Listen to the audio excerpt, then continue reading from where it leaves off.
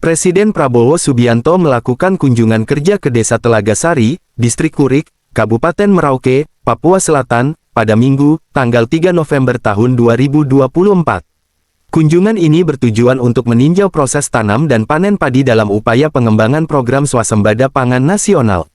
Dalam kunjungan tersebut, Presiden Prabowo menunjukkan komitmen pemerintah dalam memperkuat ketahanan pangan melalui peningkatan produksi padi di daerah-daerah potensial seperti Papua Selatan.